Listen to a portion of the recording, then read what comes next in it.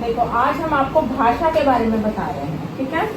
अब जैसे हम किसी भी डॉक्टर के पास जाते हैं, ठीक है, तो हम अपनी बीमारी के बारे में उसको बताते हैं। तो हाल जानकर डॉक्टर क्या करता है, पर्ची पे दवाइयाँ लिखता है और हम वो दवाइयाँ हमें पता लगता है उसी से कि कब और कैसे खानी है। इस तरह हम देखते हैं लिखा हुआ है डॉक्टर ने, ठीक है, हमें समझना है वो भाषा है, क्या है, लिखित भाषा, राइट। तो भाषा के 4 क्वेश्चन हैं, कौन कौन से, सुनना,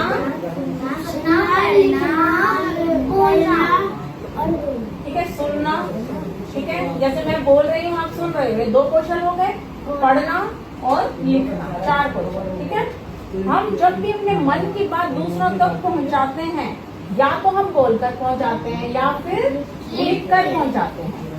कहने का मतलब ये है कि भाषा क्या होती है, कि भाषा का कार्य क्या है, विचारों का आदान प्रदान। आदान प्रदान मतलब लेना और देना। विचार, मैं अपने विचार तुम्हें पहुंचा रही हूँ, तुम सुन रहे हो, तुम मुझे जवाब दे रहे हो, ये हमारे विचारों का क्या है, आदान प्रदान। भाषा वो साधन है जिसके द्वारा हम अपने मन के भावों को या विचारों को दूसरों तक पहुंचाते हैं और दूसरों के भावों और विचारों को खुद लेते हैं, राइट। ये हमारी भाषा है। अगर भाषा ना होती तो हम कुछ भी नहीं कर सकते थे, समझ ही नहीं सकते थे एक दूसरे को। क्या इशारों को भी भाषा कह सकते हैं?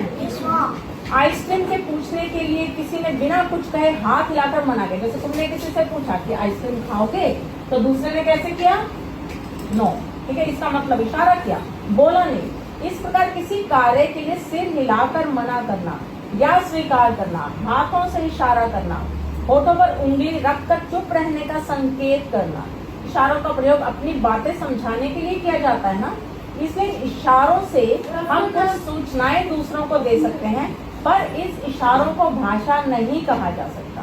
वास्तव में भाषा वह है जिसके माध्यम से मनुष्य बोलकर या लिखकर अपने विचार प्रकट करता है। अब भाषा के कितने रूप हो गए, कौन बताएगा? 2 रूप, कौन कौन से? लिखित और मौखिक। लिखित कौन सा हुआ? लिखित मतलब लिखकर, और मौखिक बोलकर। लिखना और पढ़ना लिखित, बोलना और सुनना मौखिक, राइट।